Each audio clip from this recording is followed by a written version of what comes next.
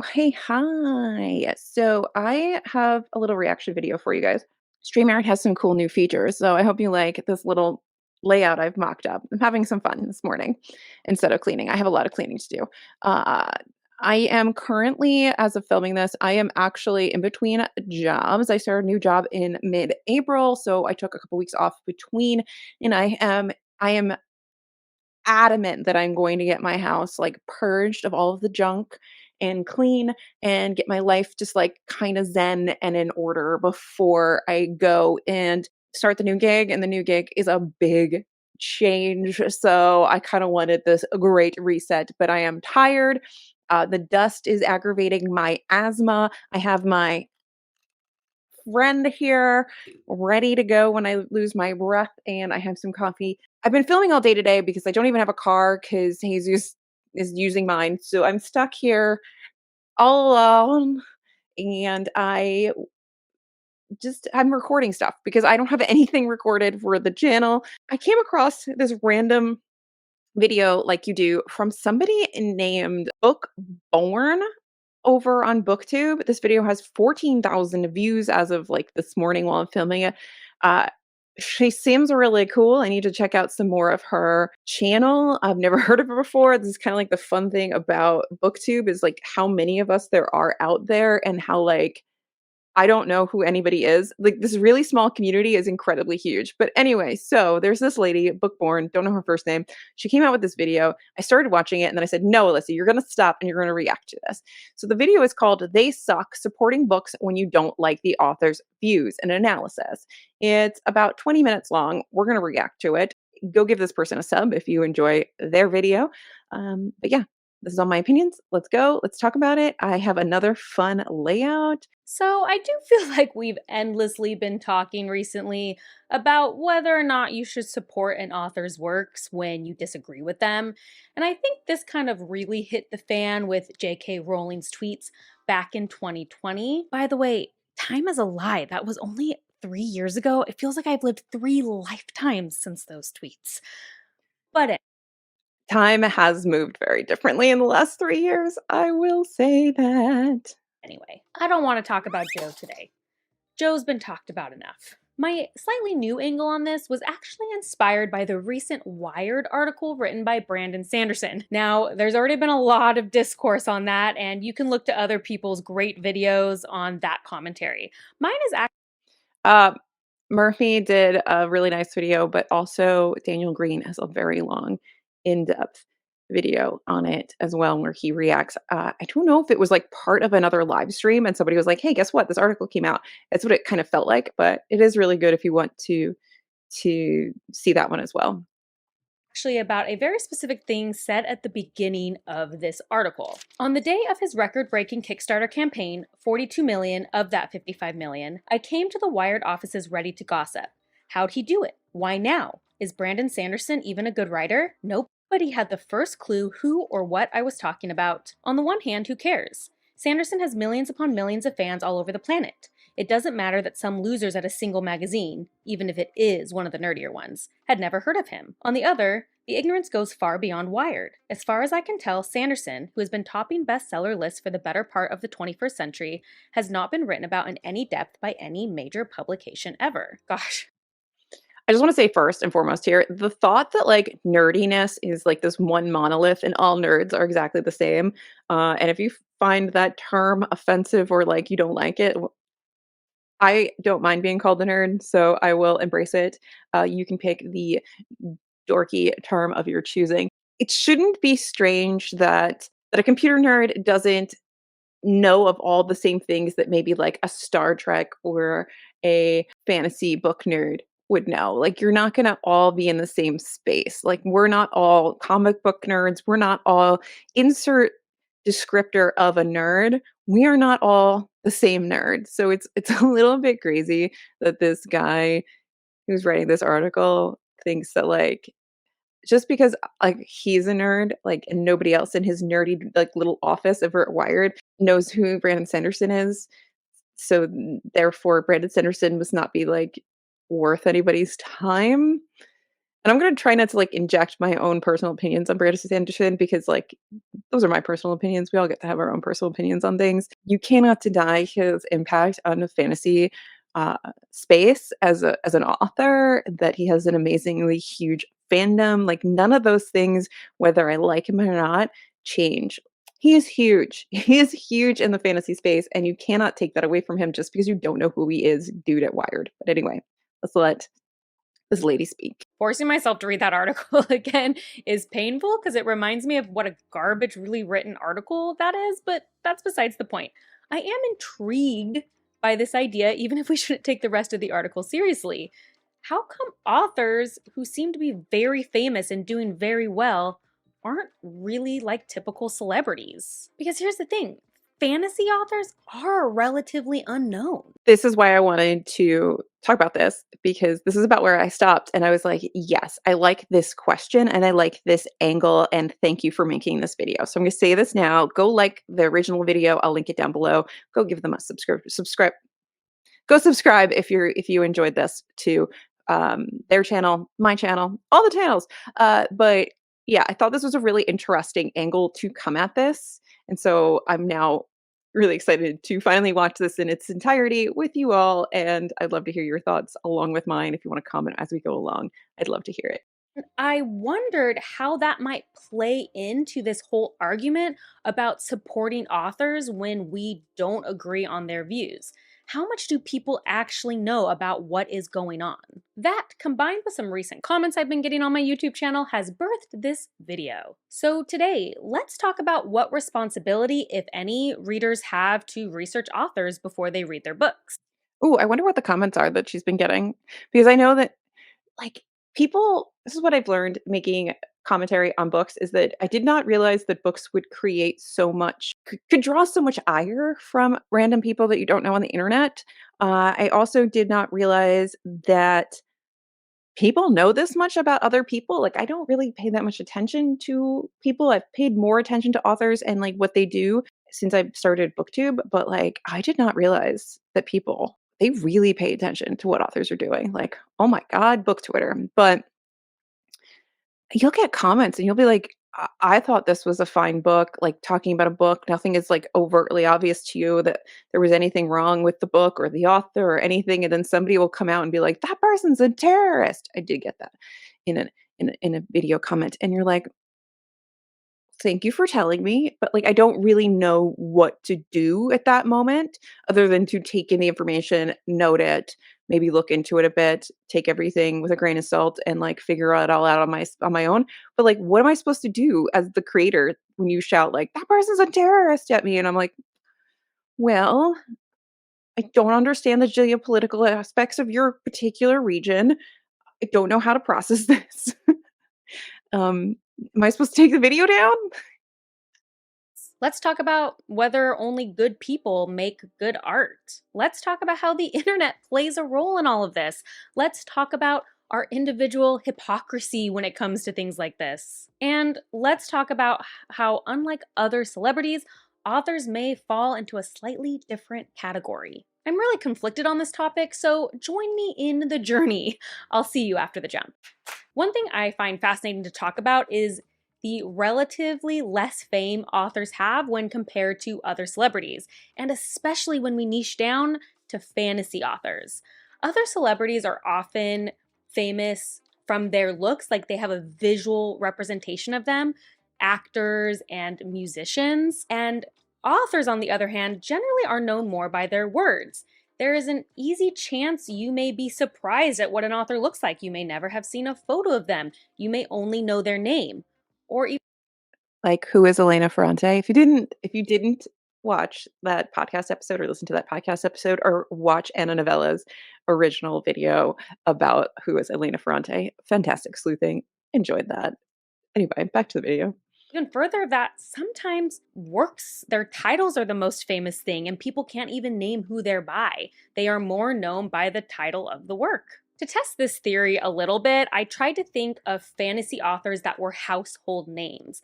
Now, to be a household name, it means everybody has to know who you are. Not just people who read, not just people who read fantasy, but a general person, even if they don't engage with any of the art. I came up personally with 4 names, that being J.R.R. Tolkien, C.S. Lewis, J.K. Rowling, and George R.R. Martin. I will agree with this list. I think that this is yeah, this is a good list, even though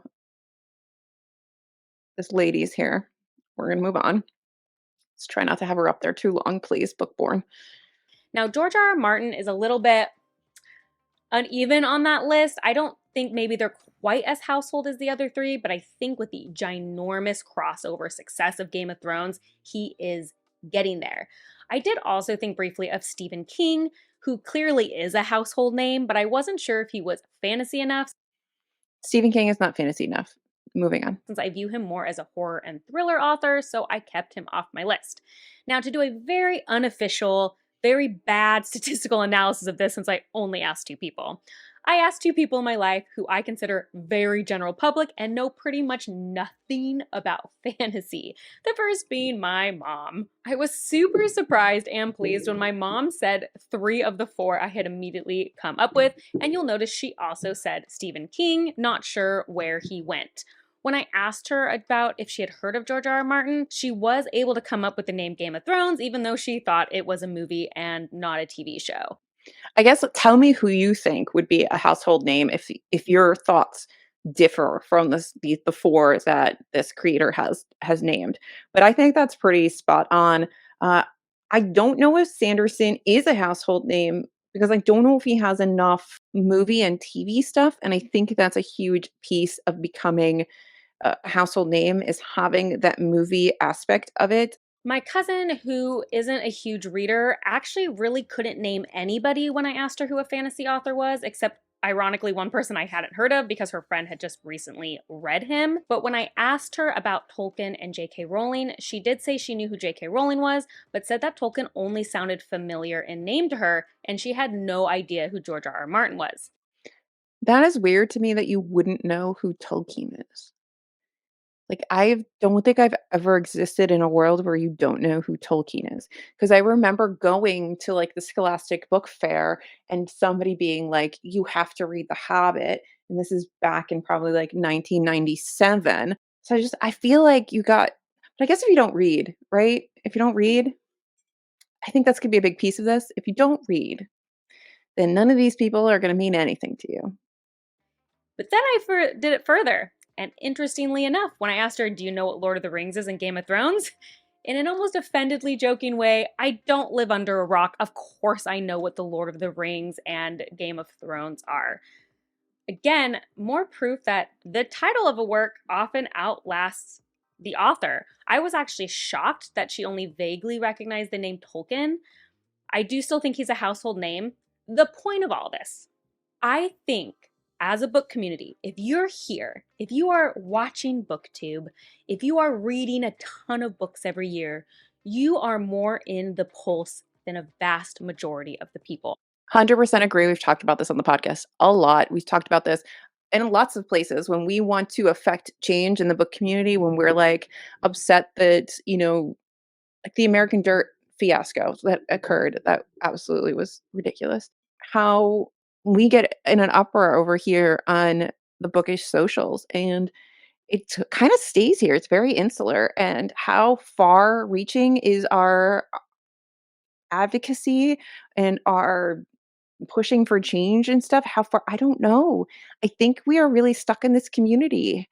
I don't know how much we get into, like, the general population, and I think we're very, like, focused in on what is happening here, and we have our finger on the pulse, like she said, of what's going on a lot more than any of your average person in public, and we all probably read, even those of us who don't read a ton, a tremendous amount more than your average person. So I feel like there is a massive bias going on when we try to understand something. Like we are so deeply entrenched in the data that like, we can't see what other people can see, if that makes any sense. I'll make a claim that's not substantiated, but a claim I feel decently confident about, that probably the majority of everyday regular readers aren't that keyed in to authors in general. I think we have a distorted perception of the fame of these authors because we ourselves are very much within the book community. So, what does that mean for this wider argument? What it means is I don't think many people even know the views of authors. I think when people interact with books and honestly any media, movies, music, TV shows, just plain old artwork, they aren't really thinking of the creator behind it a lot of the times unless they get really into it. In fact, I did decide to poll you guys, my subscribers, a few days ago, who I view as to be more clued in, to ask you guys about how much you research authors before getting into a book. And even among the book crowd, it was only an 80-20 split, with 80% of you saying that you don't generally purposefully research an author before reading their book. I do wonder what you guys would say down below. Like, do you research books before you read them, or do you read them and then when you talk about them in Book of Socials, somebody comes and tells you like, yeah, so this person is has this view, and then when you hear those things, do you care is not a good word, but like, does it affect your relationship to the book you read? Does it change how you feel? I feel like in all of these discussions, J.K. Rowling and the vileness of the things that she has continued to say kind of is in its own camp here. I'm gonna try to like put her in her own little like cage in this discussion, and we can talk about all the other people who screw up and are problematic and have like like just terrible views or have made terrible decisions in their lives. But yeah, how often do you guys actually research? I don't. I don't. I don't feel like I research people. I feel like I stumble upon things, and I'm always kind of shocked when I hear something because my interest is in the work and reading the work and not so much in the person behind it. And I forget that the author might have their own set of views and that those views could be coming out in their work. I hate this discussion. I don't have like a clear cut answer on the whole like separating the art from the artist. So if you're coming and looking for that, I don't have one for you. But I feel like, you know, a book in particular, there's so much that you add to it as a reader, your experiences, your especially if you're the kind of person that like visualizes while you read, there's so much of you that goes into that experience of reading the book that I feel like it changes a little bit how perhaps the author even intended it to be written or understood. It's almost like books are discourse. The writer writes a story, and that is their version of a story. And then we take that story, read it, digest it, and we change it a little bit with our own experiences. And I think that that piece makes this discussion so nuanced. If things were so black and white, where authors just wrote and were like, I'm a despicable person. Here's my book where I'm a despicable person. And it's very clear that I'm a despicable person. I think this would become easier. But people write stories that are stories that then we connect with, and then it hits on different things in our lives. And then we make this emotional connection with it. And then it becomes harder to separate ourselves from this thing that we really enjoyed, this piece of writing that was fantastic because we found out that like the author did something terrible. Many of you said it might happen accidentally as you're a part of the book community. You kind of by osmosis learn some things. Some people said you had come across interviews and it made you like an author enough to try picking up their books. But many of you said that you didn't research an author until after you already had fallen in love with one of their works. Now, I totally identify with this because when I love something, then I feel like I have to fall down a rabbit hole and look. I understand wanting to research somebody after the fact, but I also find it scary. Sometimes I don't want to know because finding out can often color your experience and you kind of just want sometimes I just want to like something. Like I it sounds so silly, but sometimes I just wanna like something. I just wanna like it, and I don't want to know that you are an awful human being because that's going to change my reaction to it. Now, that is not how the world works. Wait, sometimes I just want to be like, "Don't do anything to make me have to dislike you because I really liked your book." I can't be the only one who feels like that sometimes. Everything up about it for the most part. But this complicates it. It's an important distinction because once you're already in love with a work, finding out retroactively that an author sucks makes it even that much harder and more painful to make a decision about how you want to treat that work. Yes. Just yes. I agree. It's one thing to find something out about an author before you've started their works and think, well, I guess I'm just not going to read that now. And it's a completely other thing to find that out after you have fallen in love with said work. I feel like every video I do these days is like the internet.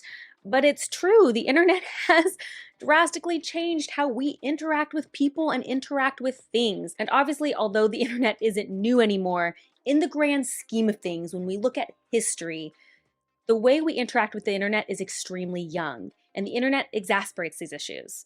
Before we were on social media and had everything at our fingertips with Google or whatever, finding out about an author's views was probably going to be a lot harder. You might read an op-ed piece of theirs or an acknowledgement page in the book. Maybe there was an interview in a newspaper or a TV show that you sought out or you just happened upon. In general, though, we weren't hearing as much from authors. There wasn't Twitter. There wasn't. Oh my god, Twitter. Okay, so I think that I love the internet, obviously. I make YouTubes and I make videos and put them on the internet. I love the internet. Internet's great. No issues with the internet in general. But I think that the fact that we have ready access to everybody all the time has eliminated the ability to have like a personal life. And the fact that like Twitter in particular, the idea that for some reason in 140 characters, you feel the need to express every view that you've ever had, and there's a platform and a place for that. I don't know if we all needed this. I think that in some ways it's nice. There's kind of like this leveling of the playing field, and you get to like understand who somebody really is, maybe if they're sharing, but then also there's no way to be like private. And because of that, it's not like, oh, I want you to hide something that's bad, but like there's so much scrutiny on people. There's so much uh discourse. I mean, if you've ever been inside of any you like book space drama over any book, any choice of language, anything that an author has done, if you have ever been inside of that and watched everything go, it is whew, I don't know if we're actually prepared as humans for that level of like stress and like just nitty gritty dissection of everything that people do, and I think that sometimes that contributes to people just kinda, like, going off on the internet in general, because you kind of like, it's a lot, like, the things that people take their little, like, raccoon hands and tippity tap out on their keyboards and send to you on the internet is crazy sometimes, and, like, you wouldn't say that to me in person. You just wouldn't. And I don't know why people don't just like tippity tap tap tap and then delete or like close the tab. I don't know why they can't just let it out or like go tell a friend or like yell at a tree or like something. I don't know, touch cheese, but they have to do something like other than to just shout things at people on the internet. It's very weird. But I think this all plays into this why it feels like when you're in the book space that everybody ends up being problematic. There's a problem with everybody. Everything because everything's just being so scrutinized by the internet of it all. The people on book Twitter and the people on TikTok making TikToks talking about how this author said this and now you shouldn't ever read their romance novels because they did. And I'm not saying that the criticism isn't valid, but it feels like the volume with which we are able to criticize people and how quickly and how things snowball, like, it's just a lot. It's just a lot. Reddit AMAs. Now you might come across author information that isn't even purposeful. You might just happen upon it while you're looking for something else, or you're looking up the bibliography of an author and articles pop up. It's important to just insert this small aside here because we really have to understand that this kind of problem we're talking about is relatively young in the grand scheme of things, and it may be why we feel so conflicted about it because it hasn't been How long have I had lipstick on my teeth? That is all. around long enough, I think, for us to really establish what it means for us moving forward. Which brings me to the main question. What is a reader's responsibility? How much responsibility do we have as readers to investigate an author before we pick up their works? To vote with our money? To make it known once we find out about an author? So let's break that down because those questions are very different. And the first thing we're going to address, and it may be really controversial that I say this, but I don't think the reader has a responsibility to vet every author they read before they pick up a book. The same way I don't really expect anyone to look up every actor or producer. I kind of agree with this. I don't think I kind of feel like it takes the fun out of reading if you have to research everybody and have them fit into some like neat set of I don't know, criteria for being like a decent human. And it's like I just need you to not commit any like major atrocities, be an absolutely despicable bigot. So don't do crimes. I mean, and if you're gonna do crimes, make them like fun ones that I can forgive you for. You just sometimes you just want to pick up a book. Like before the internet of it all, your friend would be reading a book and you'd be like, "What are you reading?" And they'd say, "This book." And this book, "Oh, do you like it?" "Yeah, it's great." "What's it about?" "Oh, this is what it's about. I'm really loving it. You should really read it." And then you would pick it up and you would read it. And that's as far as your information would go, and maybe you'd be like, "Oh my god, I really like this Jane Austen lady. I would like to read more Jane Austen." And then I go and I pick up another Jane Austen book, and I go and pick up another one, and I go and pick up another one, but I don't sit there I mean, this is actually not a good example because I have sat there and watched countless documentaries on Jane Austen. This is different, but imagine Jane Austen was alive today, and I don't sit there and, like, go and Google everything about this imaginary Jane Austen who lives today and find out everything they've ever said because it's going to ruin stuff. On the flip side, if the imaginary Jane Austen who lived today was, I don't know, a turf, I want to know that because I'm going to decide personally that I'm not putting my money that way. It's not going to change my relationship with the things that I've already consumed from them. Like, I still have positive thoughts and emotions and connections with those works, but I'm not going to continue to support. I maybe won't be like, hey, you know what you need to read to my friends? These books. So I just don't think these are black and white questions. But you may disagree with me down below. We all have this is a contentious topic on the internet. Or someone involved in every movie and media and music piece they enjoy. Sometimes we're just gonna consume things. And I'm just gonna be honest here, and I'm not gonna put on airs. One of the main reasons I don't is because I think it would just be a really exhausting way to live my life. If I had to do a deep dive on every piece of media I picked up, every book I saw on a list or someone recommended to me, it would be too tiring.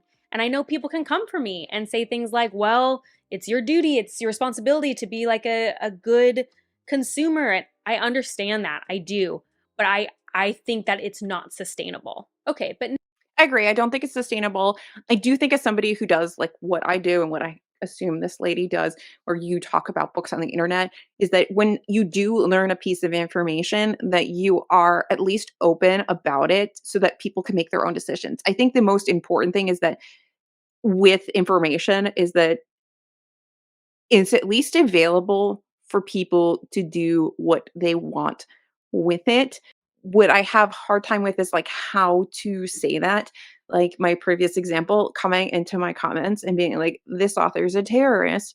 I don't know what to do with that as a creator other than to research it and be like, well, thank you for telling me that. But I feel like there is part of I feel like sometimes these comments are either like a got you or they are to start some sort of thing where there should be some back and forth where you're like, "Oh my god," and now it's become like a, "You're so right. I made a mistake. Let's just bash this author." As opposed to being like, "Thank you for informing me of this thing. I'm gonna go research it. I'm gonna take it more slowly and not just dogpile onto, an issue." Does that make sense? I don't know if that makes any sense, but I'd love to know your thoughts to all of this because I think this is one of those conversations, the art from the artist kind of conversation that we go through all the time. And I think that it all depends on so many different factors. Like, what did you do wrong? Who who is the person judging the author? What did the author do wrong? Who's judging that? Are they dead or alive? How, like, impactful was their work on your life? I feel like there's so many things that go into it. Now, what about after you know? What about you've already read the book and you happen across this information? For me, I feel like this question in some ways is even more important, or anyone who's watching this who is also a reviewer in any sort of public way. Sure, it's not like I'm some massive influencer, but I do recommend things and I probably have caused people to buy things.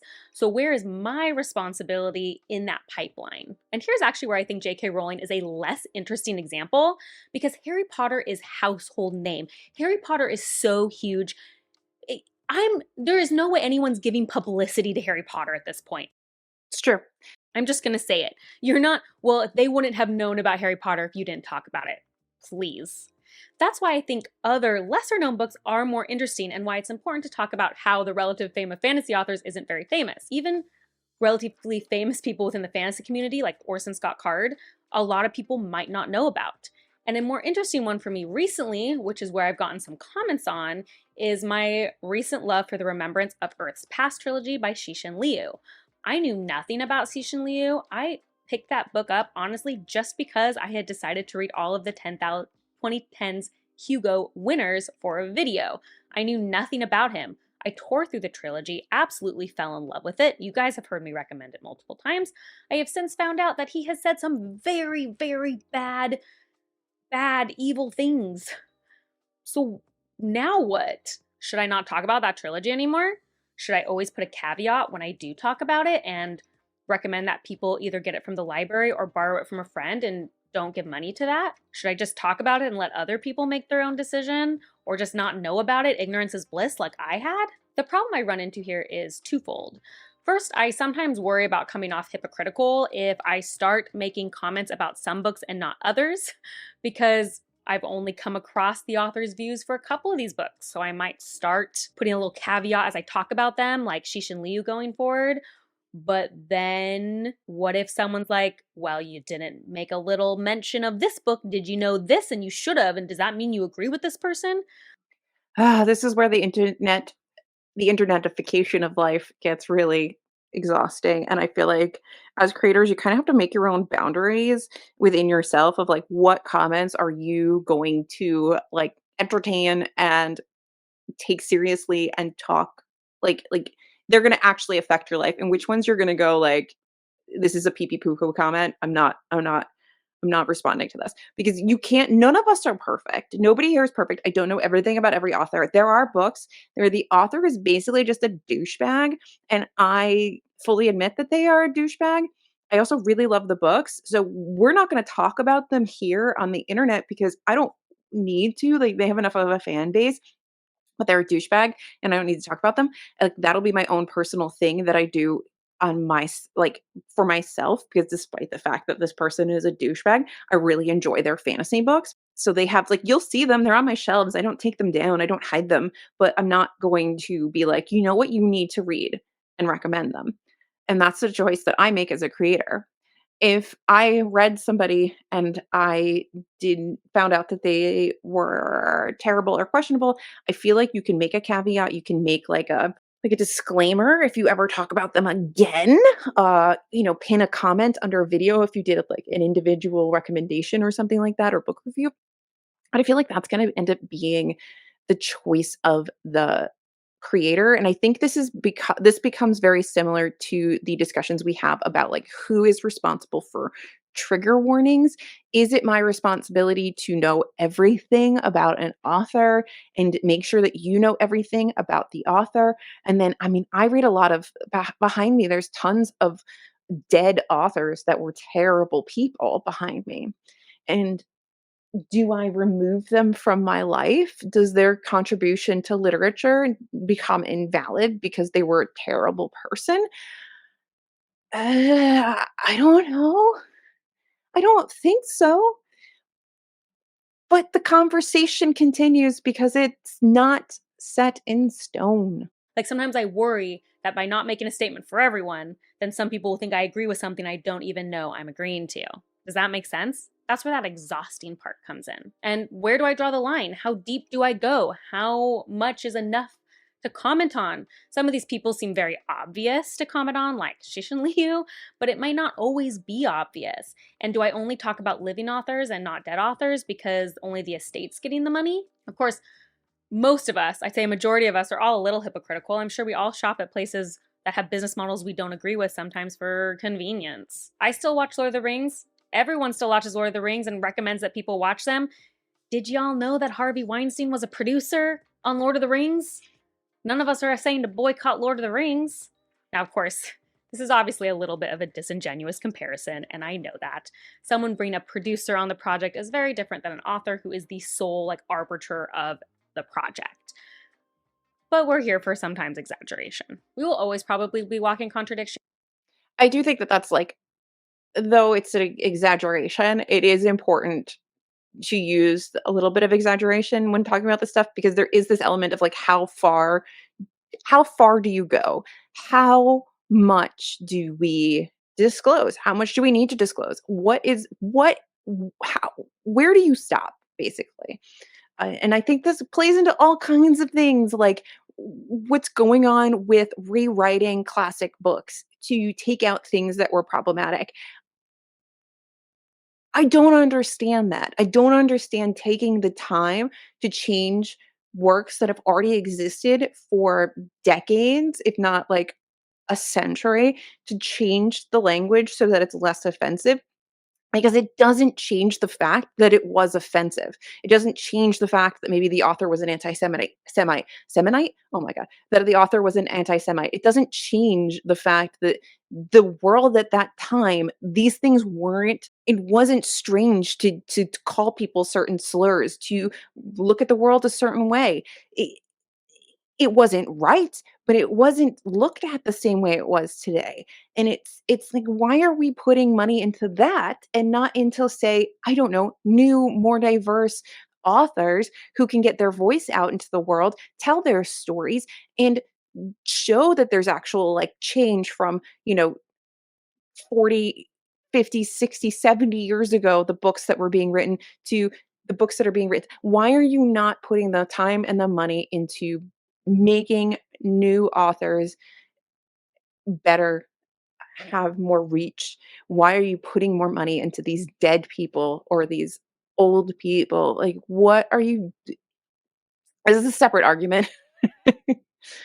But I think it plays into this is like how far do you go with this? Like the author did something bad. Like how far do we go to change things? I don't think that you need to change what was written in the past to be more palatable for the present. Because if you don't want to read that thing from the past, you should be reading things that are written in the present that are written to be more palatable for you. And you should be putting more money behind authors who are going to write like that. And they should be marginalized. They should be diverse. They should be more people, not just James fucking Patterson. Anyway, whew, let's go. And the question I have is, where do I take a stand and where don't I? Am I going to start doing it moving forward? Am I not? I don't know. I do really like what someone commented on my poll question. Thank you, Vez, who said, my stance as of now is that I have my personal crusades and boycotts that I care about more than others, which are naturally those that affect me more on a personal level. I'm of the opinion that it is normal that everyone has their own fight to fight, and trying to fight all of them only made me miserable because with many issues, it sounds mean, but I just value my own entertainment more and downplay the impact my money makes. I really like this because of the realness of it. I think we all feel that way sometimes. The overwhelm of having to know all the information when we. It's not just having to know all the information. Ooh, terrible pause face. Sorry about that. I'll put me on so you don't have to see that. It's overwhelming to see how many things there are that are wrong in this world. And if you are the kind of person who genuinely cares and has empathy for people on this planet, it can be really overwhelming. And you can be like, I don't even know where to focus my energy because there are like 70,000 different things that are wrong and I want to fix them all and I can't fix them all. So you kind of have to focus in on the things that are like authors that are non-negotiables for you, um, causes that are like super dear to your heart, and these are the things that you will not support any hate on, or you will focus your time on, because we cannot do it all. I feel like sometimes you are drowning in the sorrows of the world, and you have to focus your the battles that you're willing to fight, and that doesn't undermine other battles that you're not fighting. It's just I can't fight all of them. I cannot speak for every person. I cannot stand up for everything, and I cannot know everything. And it's like these are the things that in my life I will not negotiate on. These are the rights that I'm standing up for. These are the things that I want to protect. These are the things I will not stand for from the things that consume in my life. And then otherwise, you got to just hope that like your pal next to you is going to be fighting some of the fights you can't. And that's that's the best I can do. I don't know what else to do. You will it's overwhelming. Just can't. And that's why for me, I think I need to focus on the actions I can make with what I do know and not worry about what I don't. The second thing I want to talk about in relation to this is based off comments I've gotten recently. And I wish I could find the comment, guys. I'm so sorry. I read it and didn't immediately screenshot it. And if I do that, the comment is lost to oblivion. I posted a video since then and now it's lost. But the gist of the comment was basically, hey, Shishin Liu has said all of these terrible things, and you said his books changed your mind about the universe. You better think about that. You better think about what that means for you as a person. The implication being that I should maybe feel ashamed that I had my mind expanded by this series when the author is a bad person. Hey guys, Editing Bookborn here. I kind of got uncomfortable with how much I said bad person while watching this video back. Yes, I have made judgments about these authors based on things they have said themselves and things that I personally disagree with, but I do not know these authors personally, and so it was kind of making me uncomfortable how often I said bad person. Just know going forward in this video, I use that phrase a lot, but what I mean is authors who I have determined have views very different than mine and that I personally do not agree with. The implication is bad people can't make good art. Only good people make good art. Wouldn't that be nice? Wouldn't that be nice if that's how the world worked? But it's not. Bad people make good advancements in technology. I also don't think that's really fair. I read a book, I talk about the book here, and I say how much I love this book and how much it changed my life or something, and how, like, I don't know, just transformative it was for me as a reader. And then you comment and tell me something terrible about them. It doesn't change that experience that I had that I told you about. So when you tappy tippy tap with your little raccoon hands and you're like, you should do better. How am I supposed to do better if I don't know? Do better with what?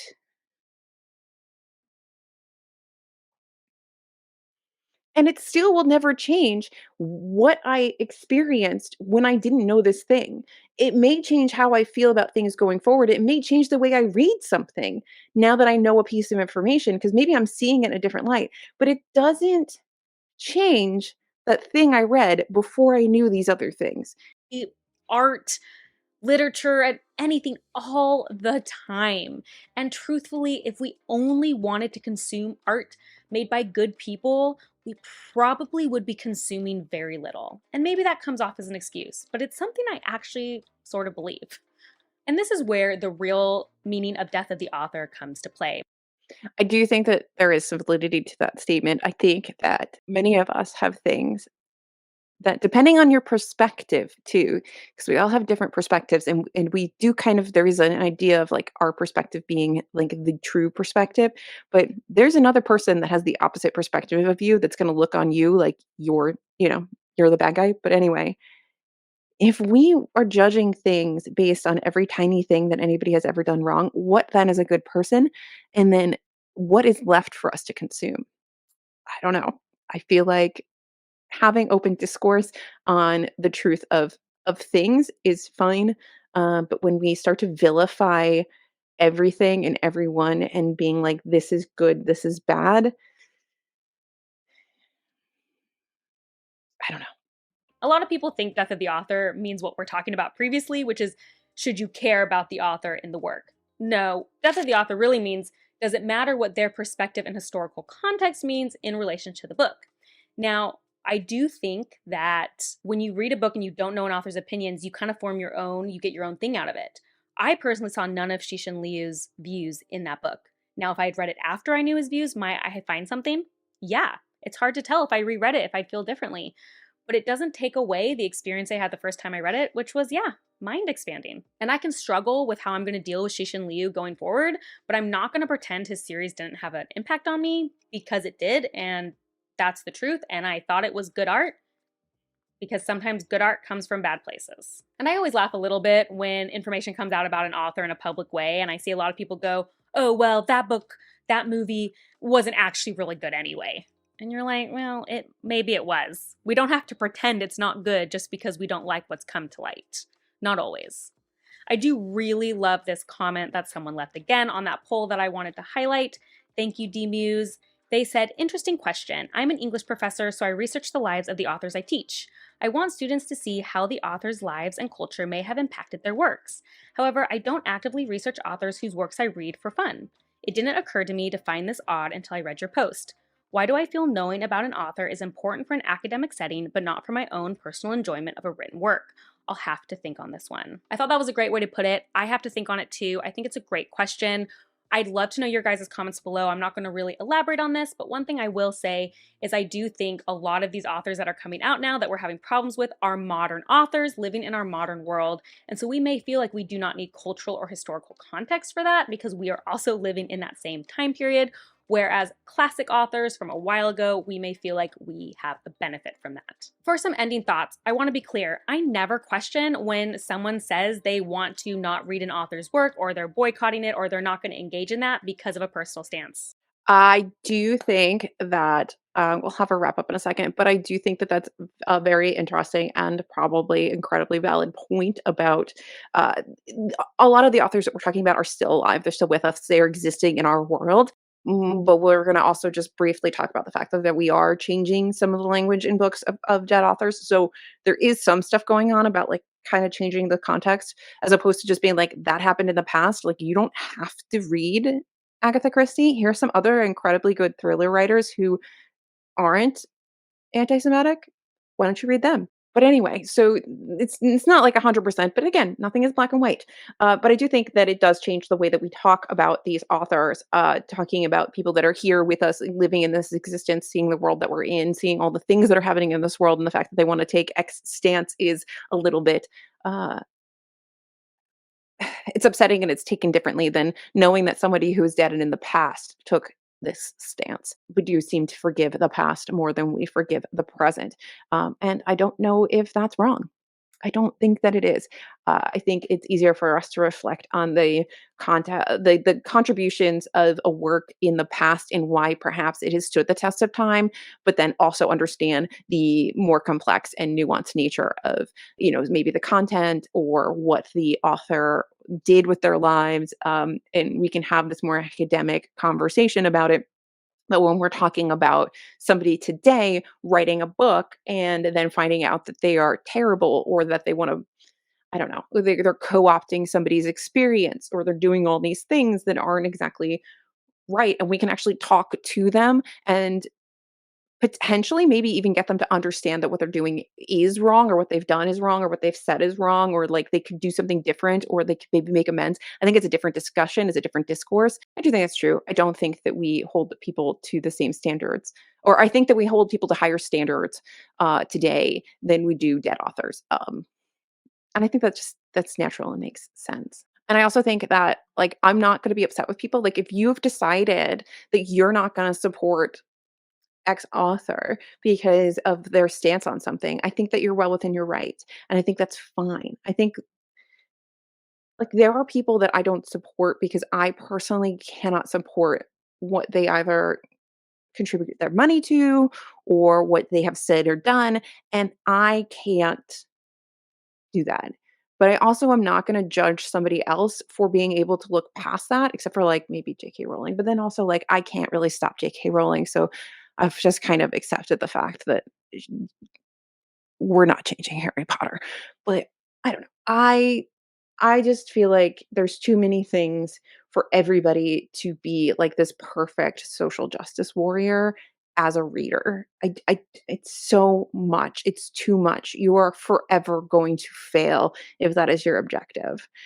Find your causes that it would break your heart for somebody to go through that hate or have experienced this. Find the things that call to you and stand really firm and strong on those. And then the other things that like you just can't because you don't have bandwidth for, you don't have, that doesn't mean that you don't respect them. It's just that you don't have bandwidth to stand up and fight for everything all the time. I never question it, and I don't think we should question it. This video is more to ask about how we're going to engage in those things moving forward and what it means for us. For me personally, I'll probably just keep reading books and deal with the fallout later. I think I may start trying to recommend to people to borrow books from the library or from other people if I find out something afterwards, but I will probably still be honest about the experience I had reading those books before I knew. I'd love to hear your thoughts. Again, I know this is a hard topic, and that's why I think discussing it is so beneficial. Okay, so that's the video. I'm hoping that you've been commenting as you go along, and I would love to know what you think. Now it's all done, I'd love to know your thoughts, your final thoughts. I'd love to know, what do you do if you're somebody who reviews books in the book space? Like, what do you do when you find out that, an author has like a questionable history or past, or like, what do you do? Do you continue to support the author? Is it dependent on what they've done? Do you retract reviews? How do you handle it? Because I feel like different people have different views on this. Do you just simply not care? There's going to be people that are going to be like, I literally could give two shits about what an author has done. I only care about the writing. And I don't agree with that sentiment in its entirety, but I also understand why some people just they're going to they're going to be more purists in terms of like, this is about the work and not the author. And then there's other people who are not going to be able to separate that. I think this concept of death of the author is very interesting. I loved that this video really broke things down and took a kind of hard look at how we criticize works today, especially modern works where your authors are still here making mistakes in this internet age where you can tippy tap and just say whatever you want whenever you want, whether it's the author saying terrible things or people pushing back on you for reviews that you've made or comments that you've made. It's all very interesting, and I think that there's a lot to discuss here. And there's like a lot that I think as we go forward in time, looking back, like how are our views and our thoughts and our behaviors going to change as we continue to live in like this very connected internet age. But yeah, I don't think that only good people make good art. Like this creator said, I think that people are messy, and a lot of us like to read about messy people. So messy people exist. Messy people are going to make art, and I still think it's a very personal thing what you choose to support and what you don't choose to support. And not everybody has a platform where they talk about books. So maybe that changes this discussion too. I don't know. I'd love to know your thoughts. This has been a little rambly. I don't know how I'm going to edit this hour-long video. But thank you for watching. Make sure you subscribe here, but also check out Bookborn and subscribe to them if you enjoyed this and any of their other content. That is all. Like and subscribe, and I'll see you in my next video, whatever it may be, because it's my channel and I can do whatever I want. Bye. So just sit with me, talking to the night until the morning, building chemistry. I don't think I ever wanna go come closer next to me. Trying to find another way to say this, but I think we were meant to be.